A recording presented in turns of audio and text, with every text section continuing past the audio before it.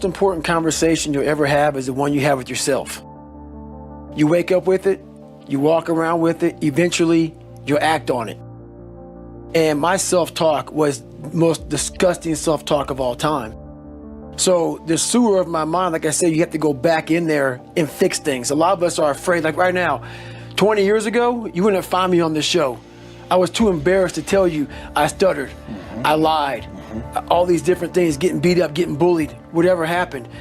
But that's where the true transformation starts to happen. When you can look at people, anybody, thousands of people, one person, and say, hey, this is who I am. And this is where I have to fix myself. And this is where it really happened. I thought it happened when I was in, 19, 18 years old, trying to pass this military test. Right. It happened here when I was almost 300 pounds, spraying for cockroaches, making $1,000 a month. And, people called me dumb. My dad called me so many things, not even funny. Being beat just stripped me of all self-esteem. This is when I realized I was alone on this earth. Yeah. I have God alone on this earth, and I have to fix everything. So this is where I started to develop an indestructible mental toolbox. A lot of us run away from our fears. Sure. And we box ourselves in to a lifestyle of this is all we can do. Right. 'Cause I'm afraid of everything outside this box. Yeah. So I'm comfortable inside this box. I jumped the box. For the first time in my life, mentally, I jumped the box and said, hey, I got to come out here and play. Most people believe comfort is ultimately a good thing. Complacency is insidious. We have too many opportunities to settle.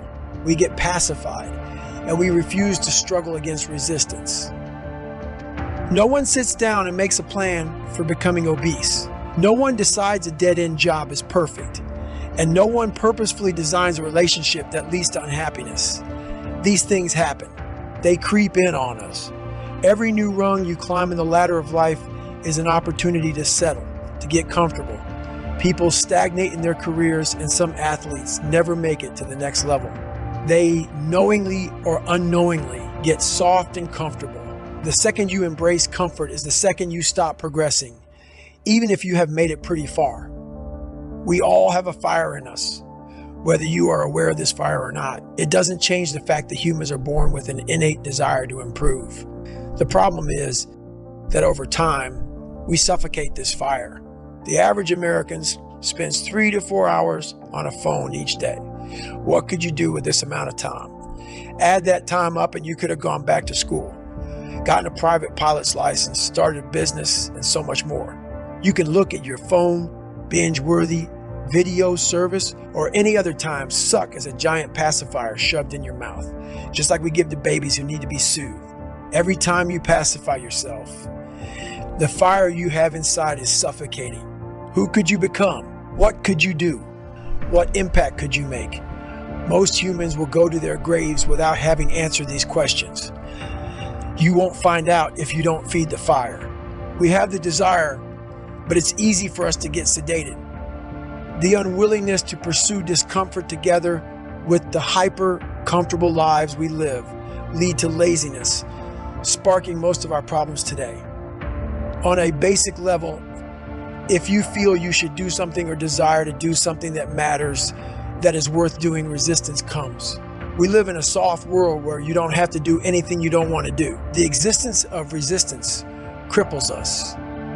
This idea is no different than lifting a heavy load for increased strength.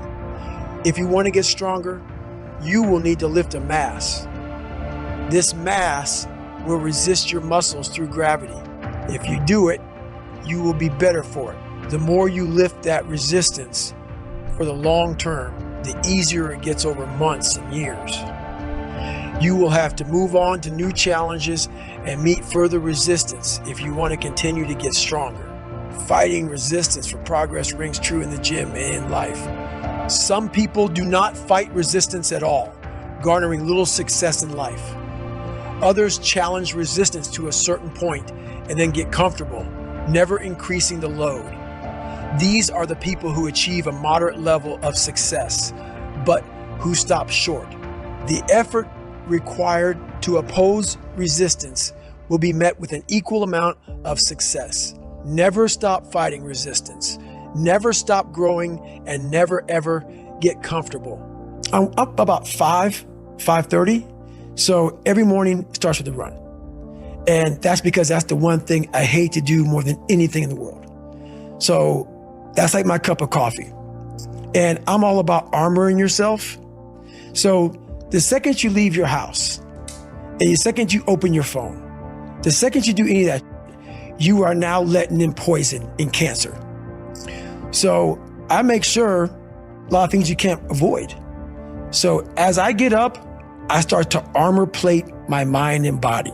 Like a person's going to war, you put your body armor on. That's what I'm doing on that run. I'm waking up and I'm giving myself all this armor. So when I come out in the world, now look at that phone, I'm ready. I'm not waking up late. I'm not rushing around. I'm not disorganized because I know I'm gonna get hit in the fucking mouth. There's an art to getting hit in the fucking mouth. And that is why these things are important. You have to wake up and you have to give yourself belief. You have to give yourself confidence. So it starts with that run. Discomfort yields progress. Discomfort is a teacher, a litmus test for activities we should be doing. So when you think about success, think about the discomfort. Discomfort will become how you prioritize everything and organize your effort to achieve what will genuinely make you grow. It's easy to say, chase discomfort. And if that was all there was to it, I could end up here. You could go after things that make you feel uncomfortable and see results. There is some truth to this, but in the real world, it's a bit more complicated.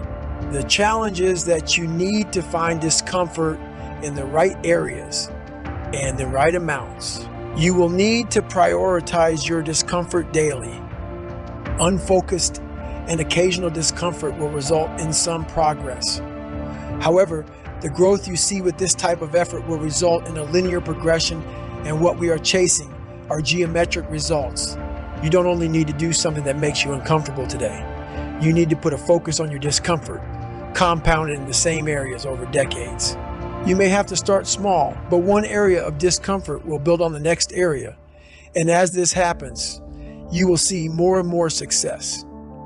When you see a successful person in any domain, there is no doubt they have been pursuing discomfort for a very long time. They sucked once. They got uncomfortable, kept at it, and then they started to suck a little bit less. Over time, they went from sucking to decent. After they were decent, they became good. They then went from good to great, and finally to world class. The key is daily over decades. Pursuit builds success. Continuous daily pursuit is very uncomfortable. We all have the same building blocks. We all have 24 hours in a day to shape our future and build who we want to become. However, some succeed at a high level and others coast into mediocrity or worse. Today, you can have anything you want whenever you want. New technological advances are inspiring and impressive, but are we leading it, or are these advances leading us to a life of slothful ease? You need to concentrate your efforts and limit distraction. Embrace the suck and get comfortable handling challenges alone. But where do you start? What areas of discomfort will produce results? Of all the things you could be doing, what should you be doing? Comfort is like a baby lion. You take it on as an adorable little pet, and in the beginning, loving and nurturing it is no problem. However, as the lion starts to grow, you have to feed it more and more. Eventually, you realize this beast was never meant to be your pet. That cute face that lured you in now has sharp fangs and paws the size of your head. Eventually, the lion will destroy you because that's what lions do. Embracing comfort is an insidious process that can shorten your life and decrease your enjoyment of it. In order to make the most meaningful impact, we have to clear the weeds on comfort. Once we clear up all the sneaky ways comfort is creeping into your life and slowing you down, then we can tackle what killing comfort looks like and set you on the path towards a better life. I was 300 pounds twice in my life. So every day I have my shoes laid out because I hate running. People don't believe it. I hate it. So this is what happens. Every day I wake up out of my bed and there's my shoes, my shirt, my shorts, depending on the weather. There's some days I wake up and I just look at them for hours. And then I start walking around the house. And I said, I ain't running today. I'm not doing today. Nothing. I don't have to. And that's when I think, I got 2.3 million followers on Instagram. You have an obligation, not to yourself, but to everybody out there that is touched by what you do as a human being. While nobody knows what I'm doing, no one is videoing me. I am a virtual trainer mentally, because there's a lot of people out there saying, man, David Goggins and after today. And if I wake up one morning and don't do that, I go back to that David Goggins who lied about being who he wanted to be. So my thing that keeps me going every day is my mission in life. While I did not choose it, I'm an introvert and I hate what we're doing even right now, is to always stay the course, because you know exactly what it is to not man up. I've done that too many times in my life. So that's what keeps me going. It's time to visualize. Again, the average person thinks 2,000, 3,000 thoughts per hour. Rather than focusing on bullshit you cannot change, imagine visualizing the things you can. Choose any obstacle in your way, or set a new goal and visualize overcoming or achieving it. Before I engage in any challenging activity, I start by painting a picture of what my success looks and feels like. I'll think about it every day, and that feeling propels me forward when I'm training, competing, or taking on any task I choose. But visualization isn't simply about daydreaming of some trophy ceremony, real or metaphorical. You must also visualize the challenges that are likely to arise and determine how you will attack those problems when they do. That way you can be as prepared as possible on the journey. When I show up for a foot race now, I drive the entire course first, visualizing success, but also potential challenges, which helps me control my thought process. You can't prepare for everything, but if you engage in strategic visualization ahead of time, you'll be as prepared as you possibly can be. That also means being prepared to answer the simple questions. Why are you doing this? What is driving you toward this achievement? Where does the darkness you're using as fuel come from? What has calloused your mind? You'll need to have those answers at your fingertips when you hit a wall of pain and doubt. To push through, you'll need to channel your darkness, feed off it, and lean on your calloused mind. Remember, visualization will never compensate for work undone. You cannot visualize lies. All the strategies I employ to answer the simple questions and win the mind game are only effective because I put in the work. It's a lot more than mind over matter. It takes relentless self-discipline to schedule suffering into your day, every day.